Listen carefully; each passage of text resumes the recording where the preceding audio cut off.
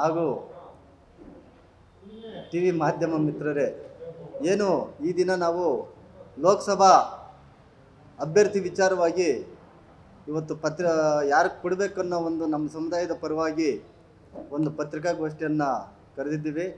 ಅದಕ್ಕೆ ತಾವೆಲ್ಲ ಬಂದಿದ್ದೀರಿ, ಅದಕ್ಕೆಲ್ಲ ನಿಮಗೆಲ್ಲ ವಂದಿಸುತ್ತಾ, ಏನು ಈ ಬಾರಿ ಲೋಕಸಭಾ ಚುನಾವಣೆಗೆ ದಿನಾಂಕ ನಿಗದಿಯಾಗಿದೆ. ಹೋದ ಸಾರಿ ಲೋಕಸಭಾ ಚುನಾವಣೆಯಲ್ಲಿ ಬಲಗೈ ಸಮುದಾಯದ ಅಭ್ಯರ್ಥಿ ಎಸ್ ಮುನಿಸ್ವಾಮಿ ಅವರಿಗೆ ಟಿಕೆಟ್ ಕೊಟ್ಟಿದ್ದರು. ನಾವು ದಲಿತರು ಯಾವುದೇ ಪಕ್ಷಗಳಲ್ಲಿ ಹಂಚೋಗಿದ್ದರೂ ಸಹ ಒಬ್ಬ ಬಲಗೈ ಸಮುದಾಯದ ಕ್ಯಾಂಡಿಡೇಟ್ ಇಲ್ಲಿ BJPನಲ್ಲಿ ಅಭ್ಯರ್ಥಿಯಾಗಿವರು ಅಂತ ಗೊತ್ತಾದ ತಕ್ಷಣ ಎಲ್ಲರೂ ಮನವರಿಕೆ ಮಾಡ್ಕೊಂಡು ಎಲ್ಲ ಪಕ್ಷದಲ್ಲೂ ಅವ್ರು ಯಾವುದೇ ಪಕ್ಷಗಳಲ್ಲಿ ಇದ್ಕೊಂಡ್ರು ಒಂದು ಕಡೆ ಸೇರಿ ಅವ್ರಿಗೆ 2 ಲಕ್ಷ ಮೇಲೆ ಮತ ಹೆಚ್ಚಾಗಿ ಬರುವಷ್ಟು, ಆ ರೀತಿ ಗೆಲ್ಲುವಷ್ಟು ಮತ ಕೊಟ್ಟವ್ರೆ. ಅದಕ್ಕೆ ಹೆಚ್ಚಾಗಿ ಬಲಗೈ ಸಮುದಾಯನೇ ಕಾರಣ ಕೂಡ ಆಗ್ತದೆ. ಈ ಬಾರಿನೂ ಅಷ್ಟೇ ನಾವು ಕೇಳೋದು, ಈಗ 5 ವರ್ಷದಿಂದ ಪ್ರತಿಯೊಂದು ನಾವು ಗಮನಿಸ್ತಾ ಇದ್ದೀವಿ. ತಮ್ಮ ಪತ್ರಿಕೆಗಳಲ್ಲಿ ಅಥವಾ ಮಾಧ್ಯಮಗಳಲ್ಲಿ ನಾವು ಕೂಡ ನೋಡ್ತಾ ಇದ್ದೀವಿ. ಈಗೇನು 5 ವರ್ಷದಿಂದ ಸಂಸದರಾದ ಮೇಲೆ ಎಸ್ ಮುನಿಸ್ವಾಮಿ ಅವರು ಕೊರೋನಾ ಟೈಮಲ್ಲಿ ಇರ್ಬೋದು, ಯಾವುದೇ MLA ಸಂಸದರು ಮನೇಲಿದ್ರೆ ಈ ಅಪ್ಪ ಮನೇಲಿ ಇಲ್ದಿರಾ ಕೊರೋನಾ ಟೈಮಲ್ಲಿ ಕೂಡ ಆಕ್ಸಿಜನ್ ಸಮೇತ ತಂದು ಇಲ್ಲಿ ಹಾಸ್ಪಿಟ್ಲ್ಗಳಿಗೆ ಓಡಾಡ್ಕೊಂಡು ಅವ್ರ ಕಷ್ಟ ಸುಖದಲ್ಲಿ ಪಾಲ್ಗೊಂಡವ್ರೆ.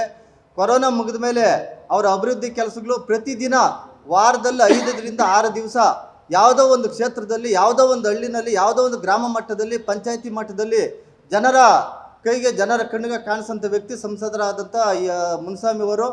ಈಗ ಏನು ಚುನಾವಣೆ ಘೋಷಣೆ ಆಗಿದೆ, ಆಮೇಲೆ ಅವ್ರಿಗೆ ಈ ಬಾರಿ ಏನೋ BJP ಈಗಾಗಲೇ ಪ್ರಸ್ತುತ MP ಅವ್ರು ಕೊಡ್ತೀನಿ ಅಂತೇಳಿ ನಮಗೆ ಮಾಹಿತಿ ಇದೆ.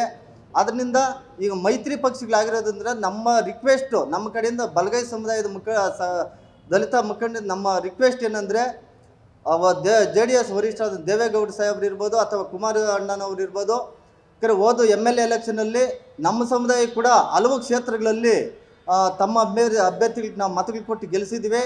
ಅದನ್ನೆಲ್ಲ ಮನಗಂಡು ಈಗೇನು ಈ ಕ್ಷೇತ್ರದಲ್ಲಿ ಕೋಲಾರ ಲೋಕಸಭಾ ಕ್ಷೇತ್ರದಲ್ಲಿ ಎಸ್ ಮುನಿಸ್ವಾಮಿ ಅವರು BJPಯಿಂದ ಗೆದ್ದು ಎಲ್ಲ ಸಮುದಾಯದ ಪ್ರತಿನಿಧಿಗಳನ್ನಿರ್ಬೋದು, ಎಲ್ಲ ಸಮುದಾಯದ ಜನರನ್ನಿರ್ಬೋದು, ಎಲ್ಲ ಒಗ್ಗಟ್ಟಾಗಿ ಹಾಕ್ಕೊಂಡು ಕೆಲಸ ಮಾಡ್ಕೊಂಡು ಹೋಗವ್ರೆ. ಈ ಬಾರಿನೂ ಸಹ ಈ ಕ್ಷೇತ್ರದಲ್ಲಿ ಎಸ್ ಮುನಿಸ್ವಾಮಿ ಅಣ್ಣನವರಿಗೆ ನೀವು BJPಯಿಂದ ಟಿಕೆಟ್ ಘೋಷಣೆ ಮಾಡಬೇಕು. ಅದರಿಂದ ನೀವು JDS ವರಿಷ್ಠರು ಅವ್ರಿಗೆ ಸಪೋರ್ಟ್ ಮಾಡಬೇಕಂತ ನಾವು ಆ JDS ವರಿಷ್ಠರಲ್ಲಿ ನಾವು ಮನವಿ ಮಾಡ್ತಾ ಇದ್ದೀವಿ ಸರ್.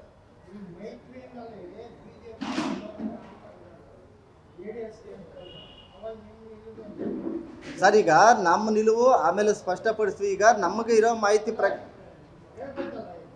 ಇರೋ ಮಾಹಿತಿ ಪ್ರಕಾರ ಕೋಲಾರಲ್ಲಿ BJPಗೆ ಬಲಗೈ ಸಮುದಾಯಕ್ಕೆ ಕೊಡ್ತೀನಿ ಅಂತೇಳಿ ಸ್ಪಷ್ಟವಾಗಿ ನಮಗೆ ಮಾಹಿತಿ ಇದೆ. ಅದರಿಂದ ನಾವು ಅಕಸ್ಮಾತ್ ಏನಾದರೂ ಕೊಡಲ್ಲನ್ನೋ ಲೆಕ್ಕಾಚಾರಕ್ಕೆ ಮುಂದೆ ನಾವು ತೀರ್ಮಾನಗಳು ತಗೊಳ್ತೀವಿ ಸರ್. ಯಾಕೆಂದರೆ ನಾವು ಬಲಗೈ ಸಮುದಾಯಕ್ಕೆ ಕೊಡ್ತಾರನ್ನೋ ನಮ್ಗೆ ಯಾಕೆ ಕಾನ್ಸೆಪ್ಟ್ ಅಂದರೆ, ಮುನಿಸ್ವಾಮಿ ಅಣ್ಣನವ್ರು ಇಲ್ಲಿ ಕೋಲಾರಕ್ಕೆ ಬಂದ ಮೇಲೆ ಹಲವಾರು ರೀತಿ ಇಲ್ಲಿ ಬಲಗೈ ಸಮಾವೇಶಗಳು, ಬಲಗೈ ಮೀಟಿಂಗ್ಗಳು, ಬಲಗೈ ಸಮುದಾಯದ ರೀತಿ ನೀತಿಗಳು ಏನಂತೇಳಿ ನಾವು ಅವರು ಇಲ್ಲಿ ಹಲವಾರು ಸಭೆಗಳು ಮಾಡಿ BJP ವರಿಷ್ಠರು ಅದನ್ನು ಕಂಡವ್ರೆ. ಆ ಲೆಕ್ಕಾಚಾರದಲ್ಲಿ ನಮಗೆ ಬಲಗೈ ಸಮುದಾಯಕ್ಕೆ ಕೊಡ್ತಾರೆ ಅನ್ನೋದು ಒಂದು ನಮಗೆ ಇದಿದೆ ಸರ್.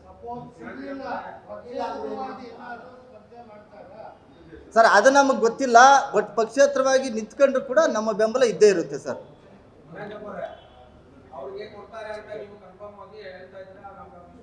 ಹೌದು. ಯಾರು ಸರ್? ಏನು ಸರ್? ಓಕೆ.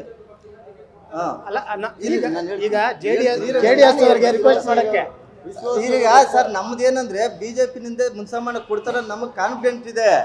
ಮೈತ್ರಿ ಪಕ್ಷ ಆಗಿರೋದ್ರಿಂದ ನಮ್ಮ ಸಮುದಾಯ ಕ್ಯಾಂಡಿಡೇಟ್ ಪರವಾಗಿ ನಾವು ಸಮುದಾಯದ ಮುಖಂಡರುಗಳು ಅವ್ರಿಗೆ ರಿಕ್ವೆಸ್ಟ್ ಮಾಡ್ತಾ ಇದ್ರಿ ತಮ್ಮ ಮುಖಾಂತರ, ನೀವು BJPಗೆ ಬಿಟ್ಕೊಡ್ರಿ, ಮುನಿಸ್ವಾಮಿ ಬಿಟ್ಕೊಡ್ರಿ ಅಂತೇಳಿ ನಿಮ್ಮ ಮುಖಾಂತರ ಅವರಿಗೆ ನಾವು ರಿಕ್ವೆಸ್ಟ್ ಮಾಡ್ತಾ ಇದೀವಿ ಸರ್.